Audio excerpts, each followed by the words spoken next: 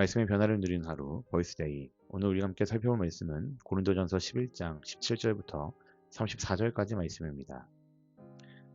다음에 지시하려는 일에 대해서는 나는 여러분을 칭찬할 수 없습니다. 그것은 여러분이 모여서 하는 일이 유익이 되기보다는 오히려 해가 되기 때문입니다. 첫째로 여러분이 교회에 모일 때에 여러분 가운데 분열이 있다는 말이 들리는데 그것이 어느 정도는 사실이라고 믿습니다. 하기야 여러분 가운데서 바르게 사는 사람들이 환히 드러나려면 여러분 가운데 파당도 있어야 할 것입니다. 그렇지만 여러분이 분열되어 있으니 여러분이 한자리에 모여서 먹어도 그것은 주님의 만찬을 먹는 것이 아닙니다. 먹을 때에 사람마다 제각각 자기 저녁을 먼저 먹으므로 어떤 사람은 배가 고프고 어떤 사람은 술에 취합니다. 여러분에게 먹고 마실 집이 없습니까? 그렇지 않으면 여러분이 하나님의 교회를 멸시하고 가난한 사람들을 부끄럽게 하려는 것입니까? 내가 여러분에게 무슨 말을 해야 하겠습니까? 여러분을 칭찬해야 하겠습니까? 이 점에서는 칭찬할 수 없습니다. 내가 여러분에게 전해준 것은 주님으로부터 전해받은 것입니다. 곧 주 예수께서 잡히시던 밤에 빵을 들어서 감사를 드리신 다음에 떼시고 말씀하셨습니다. 이것은 너희를 위하는 내 몸이다. 이것을 행하여 나를 기억하여라. 식후에 잔도 이와 같이 하시고서 말씀하셨습니다. 이 잔은 내 피로 세운 새 언약이다. 너희가 마실 때마다 이것을 행하여 나를 기억하여라. 그러므로 여러분이 이 빵을 먹고 이 잔을 마실 때마다 주님의 죽으심을 그가 오실 때까지 선포하는 것입니다. 그러므로 누구든지 합당하지 않게 주님의 빵을 먹거나 주님의 잔을 마시는 사람은 주님의 몸과 피를 범하는 죄를 짓는 것입니다. 그러니 각 사람은 자기를 살펴야 합니다. 그런 다음에 그 빵을 먹고 그 잔을 마셔야 합니다. 몸을 분별함이 없이 먹고 마시는 사람은 자기에게 내리신 판을 먹고 마시는 것입니다. 이 때문에 여러분 가운데는 몸이 약한 사람과 병든 사람이 많고 죽은 사람도 적지 않습니다. 우리가 스스로 살피면 심판을 받지 않을 것입니다. 그런데 주님께서 우리를 심판하시고 징계하시는 것은 우리가 세상과 함께 정죄를 받지 않게 하시려는 것입니다. 그러므로 나의 형제자매 여러분, 여러분이 먹으려고 모일 때에는 서로 기다리십시오. 배가 고픈 사람은 집에서 먹어야 할 것입니다. 그것은 여러분이 모이는 일로 심판받는 일이 없도록 하려는 것입니다. 그 밖에 남은 문제들은 내가 가서 바로잡겠습니다. 아멘. 여러분 좋은 아침입니다. 여러분 오늘은 이런 질문을 시작해보면 좋을 것 같아요. 과연 우리는 정말 함께 예배드리고 있습니까? 같은 공간에 앉아있다고 해서 늘 같은 마음으로 있는 것은 아닙니다.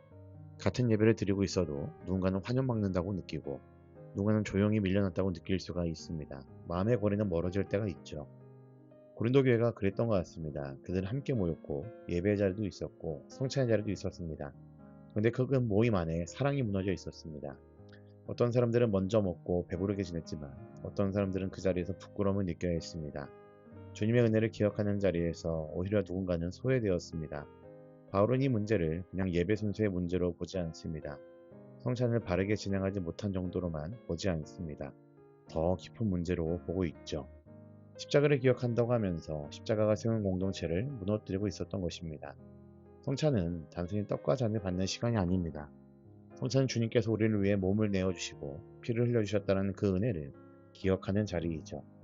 그리고 그 은혜 안에서 우리가 한 몸이 되었다는 사실을 다시 배우는 자리입니다. 그런데 고린도 교회는 주님의 몸을 기억하면서도 옆에 있는 지체의 아픔은 보지 못했습니다. 주님의 희생은 말하면서도 자기 옆에 있는 사람을 배려하지 못했습니다. 여기서 우리도 돌아보게 됩니다. 나는 예배 자리에 있으면서도 누군가를 보지 못하고 있지는 않는지, 나는 은혜를 말하면서도 누군가를 부끄럽게 만들고 있지는 않는지, 나는 공동체를 말하면서도 익숙한 사람들끼리만 편하게 지내고 있지는 않는지. 여러분, 신앙은 하나님과 나만의 문제로 끝나지 않습니다. 주님께 가까이 갈수록 우리는 옆사람을 더 깊이 보게 됩니다. 십자가를 알수록 누군가를 함부로 대할 수 없습니다. 주님의 은혜를 받은 사람은 공동체 안에서 약한 사람, 의로운 사람, 밀려난 사람을 지나치지 않습니다. 그래서 바울은 성찬 앞에서 자신을 살피라고 말하죠. 이 말은 나는 성찬을 받을 자격이 있는 완벽한 사람인가만 묻는 것이 아닙니다. 오히려 이런 질문에 더 가까운 것 같아요. 나는 주님의 은혜를 기억하면서도 나는 과연 누군가를 사랑하고 있는가? 나는 한몸된 공동체를 말하면서도 누군가를 밖으로 밀어내고 있지는 않는가? 여러분, 자기를 살피는 일은 혼자 죄책감에 빠진 시간들이 결코 아닙니다. 주님의 십자가 앞에서 내 마음과 관계를 다시 한번 정돈하는 시간이죠. 내 안에 있는 교만을 보고 무심함을 보고 나만 편하면 된다는 마음을 보는 것입니다. 그리고 다시 주님의 마음으로 돌아서는 것입니다. 그러니 사랑하는 여러분, 교회는 취향에 맞는 사람들끼리 모인 동아리가 아님을 기억하시고 교회는 오직 예수님의 피로 한 가족이 된 공동체라는 사실을 기억하시면 좋겠습니다. 그래서 우리는 서로를 소비하듯이 대할 수가 없습니다. 편한 사람만 챙기고 어색한 사람은 방치하고 말이 잘 통하는 사람끼리만 모이는 것이 너무 자연스러워질 때 조심해야 합니다. 그래서 성찬은 우리에게 다시 한번 묻습니다. 과연 교회로 모인 너희들, 너희 공동체는 정말 한 몸으로 살고 있니? 라고 묻는 것 같습니다. 오늘 우리의 예배가 나 혼자 은혜 받는 시간에 머물지 않기를 바랍니다. 주님의 은혜가 나의 관계를 바꾸고 나의 시선을 바꾸고 공동체를 대하는 태도를 바꾸기를 바랍니다. 오늘 하루 한 사람을 더 바라보면 좋겠습니다. 늘 혼자 있는 사람, 말은 웃으며 하지만 마음이 지쳐 보이는 사람, 공동체 안에 있지만 아직 자리를 찾지 못한 사람들, 그 사람을 향한 작은 관심이 주님의 몸을 귀하게 여기는 믿음의 표현일 수 있습니다. 사랑하는 여러분, 우리는 모두 주님의 은혜가 필요한 사람들입니다. 누구도 십자가 앞에서 더 높지 않습니다.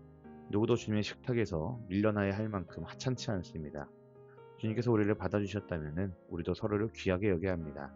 오늘 우리의 공동체가 같이 앉아있지만 멀어진 공동체가 아니라 주님의 사랑 안에서 서로를 기다리고 세워주는 그런 공동체가 되기를 간절히 소망합니다. 아멘. 함께 기도하겠습니다. 살아계신 아버지 하나님, 우리가 예배의 자리에 있으면서도 옆에 있는 지체를 보지 못했던 우리들의 마음을 돌아봅니다.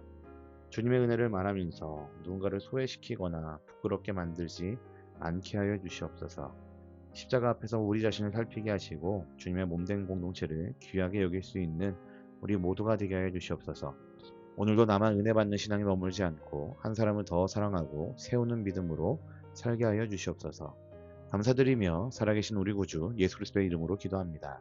아멘.